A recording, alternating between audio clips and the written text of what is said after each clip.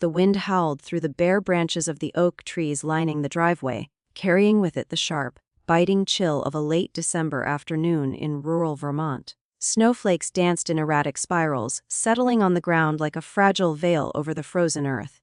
I pulled my old sedan up to the familiar farmhouse, the tires crunching softly over the fresh layer of powder that had accumulated since morning.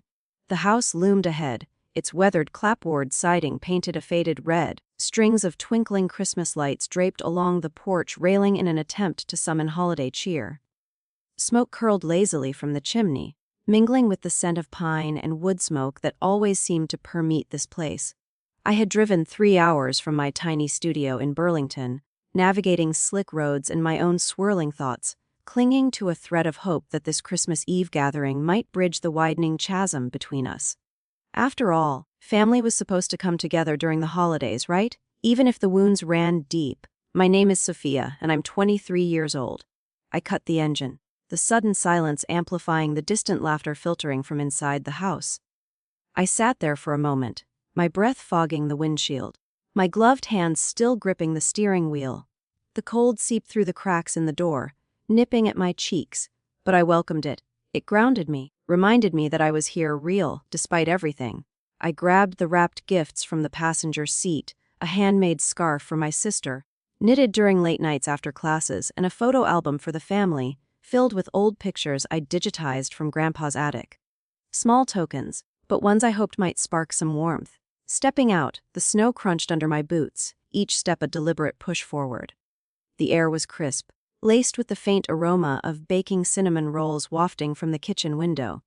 I paused on the porch, hearing the muffled voices, my sister's bright laugh, her fiancé's deep baritone, aunts and uncles chattering. Hope flickered, fragile as the lights above me. Maybe today would be different. Pushing open the door, I was enveloped in a wave of warmth, the fireplace crackling with fresh logs, the scent of mulled cider heavy in the air, the hum of conversation wrapping around me like a familiar, if worn, blanket. The living room was decked in holiday finery, a towering evergreen tree adorned with ornaments from our childhood, garlands draped over the mantel, stockings hung with care. Relatives milled about, cousins chasing each other with toy reindeer, uncles nursing glasses of eggnog. In the center stood my sister, Amelia, 27, her auburn hair cascading in perfect waves, her red sweater dress hugging her figure. She looked every bit the golden child, radiant and composed. Beside her was her fiancé, Marcus, 29, tall and impeccably dressed in a crisp button-down, his smile easy and charming as he handed out drinks. "Sophia!" Amelia called, spotting me. Her voice light but with an undercurrent I couldn't quite place. I smiled, hanging my coat, and moved to hug her. "Merry Christmas, Ames. The place looks amazing." She returned the hug briefly, her perfume, something floral and expensive, clinging to me. "Thanks." Marcus helped with the decorations. He nodded at me, his eyes flicking over me appraisingly. "Good to see you, Soph. Long drive?" I nodded, handing over the gifts. Amelia set them on a side table without unwrapping, already turning back to a cluster of guests. I lingered, trying to join in, but the conversations felt like they skirted around me, polite nods, quick smiles, then eyes drifting away. Still, I held on to that hope, telling myself it was just the bustle of the evening. Our family hadn't always been this way, shadowed by unspoken tensions. We grew up in this very farmhouse, a sprawling property Grandpa had built with his own hands after retiring from the mill. It was a place of wide fields in summer, blanketed snow in winter, the kind of home that held generations of stories in its creaking floors. But when I was 14 and Amelia was 18, everything shattered. Our parents died in a freak skiing accident during a rare family vacation, a sudden avalanche on what was supposed to be a gentle slope. The news came via a phone call from the resort, the sheriff's voice flat and distant, as if delivering weather reports.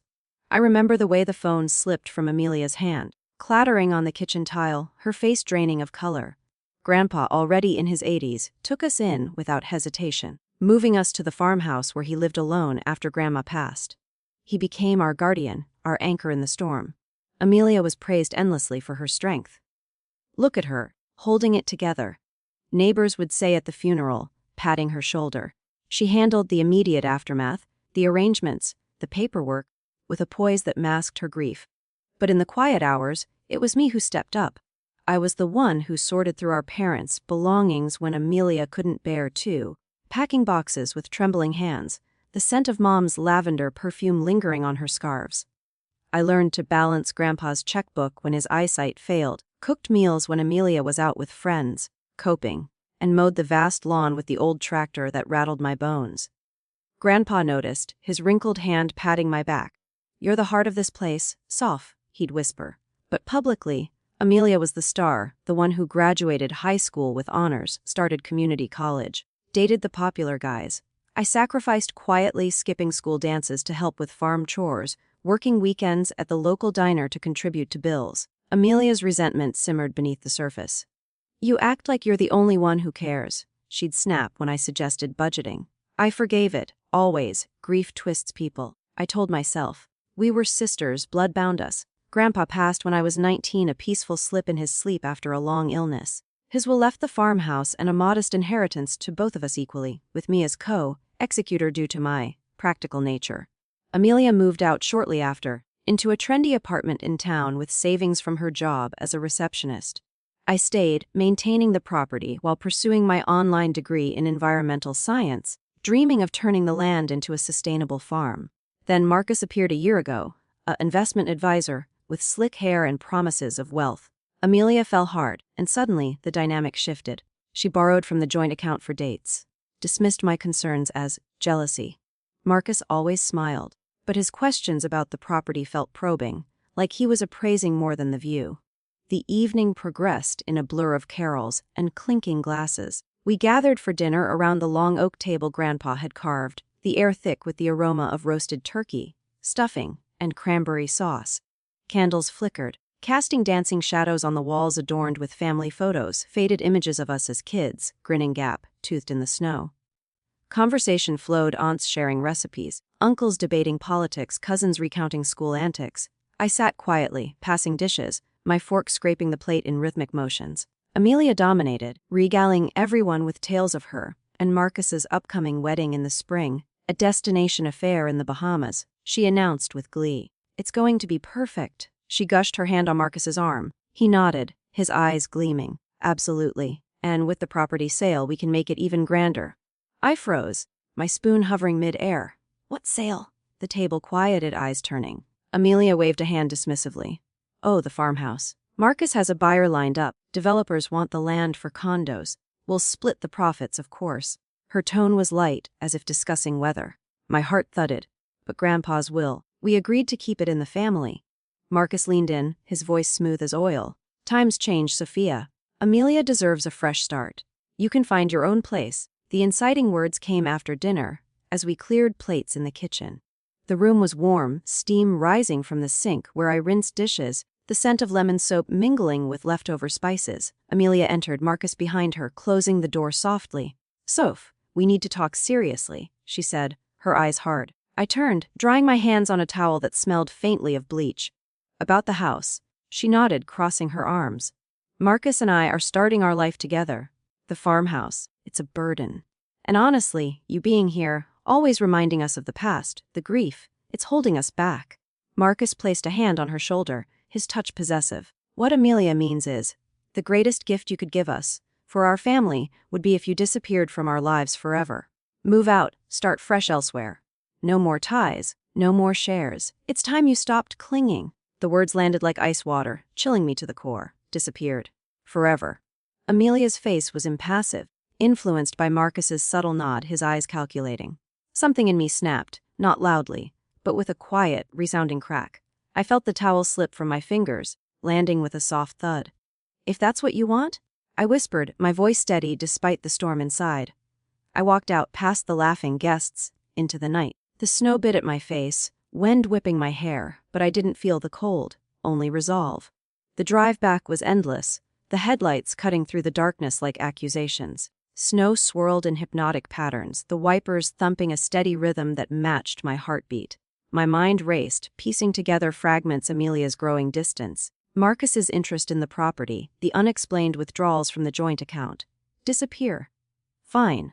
I'd grant her wish, but not without reclaiming what was mine. The farmhouse was co-owned. Grandpa's will gave me veto power on sales if it threatened family legacy. And Marcus, his investments, smelled of scam. I'd uncover it, legally, methodically, No more fixer. Time for justice. Back in my studio, the space cramped but cozy, walls lined with books on ecology, a single window overlooking the sleepy street. I shed my coat, the fabric stiff with cold. The room smelled of herbal tea from earlier, a comforting contrast to the turmoil. I brewed a fresh cup, the steam rising in lazy curls, warming my numb fingers. Sitting at my desk, laptop glowing in the dim light, I thought of Grandpa's stories by the fire, his calloused hands teaching me to plant seeds in the spring soil. "Protect what's yours, Soph," he'd say. I opened the estate files, scanning documents. Then, I emailed a private investigator I'd found online during a late-night search months ago, when suspicions first nagged. "Need background on Marcus Thorne." I wrote. Discreetly? Days blurred into a routine of classes and shifts, the scent of coffee grounds at work grounding me. Flashbacks haunted Amelia's 21st birthday. Me baking the cake while she partied, the time I skipped a field trip to nurse Grandpa, Amelia off with friends. Her jealousy festered. "You think you're the martyr." But I absorbed it. The PI's report arrived on a stormy evening, rain lashing the window like angry fingers. "Marcus has a pattern." The email read. Attachments showed court records, previous relationships ending in fraud claims, women accusing him of siphoning inheritances, using old credit cards from deceased relatives. One case involved reactivating a Grandpa's Frozen card for luxury buys. My breath caught. Grandpa's card, cancelled after his death, but the number in estate papers. I checked the joint account, unauthorized charges, small at first, then larger jewelry, travel, tied to Marcus's name. They'd scanned it recently for wedding deposits. Fraud. Identity theft. The bank would freeze on alert. Resolve hardened. I contacted a lawyer quietly, filing to enforce the will's legacy clause, blocking the sale, initiating partition if needed. The farmhouse listed under my name for quick auction to conservationists, preserving it as green space. Funds to me as co-executor. Amelia's wedding approached, a lavish reception at the farmhouse barn, renovated with borrowed money. I disappeared. No responses to calls. But I prepared envelopes, reports, affidavits from Marcus's exes the PA contacted, bank alerts. The wedding day bloomed sunny, the lake sparkling, guests in finery. I arrived unseen, distributing envelopes via a caterer friend. Vows exchanged under an arch of flowers, Amelia glowing, Marcus smug. Reception tables laden with feasts, music swelling. A guest opened an envelope, gasp echoing. Fraud? Stolen card. Ripples spread, exes confronting. "You drained my grandma's account!" Chaos screams, overturned chairs. Police arrived, tipped off. Marcus tried paying with Grandpa's card, scan triggered, freeze, alarms blaring. Account frozen, fraud alert. He was arrested, handcuffs clicking amid gasps. Amelia crumpled, veil askew. The barn smelled of spilled wine and shattered illusions. Aftermath, assets frozen, Marcus charged. Amelia in therapy. Apologized tearfully. I set boundaries, limited contact, no financial ties. Therapy healed me, new home in the city, friends from classes, partner Liam, gentle, supportive. I disappeared from the toxicity, not family. Boundaries are freedom. Tell me in the comments what boundaries mean to you and where you are listening from.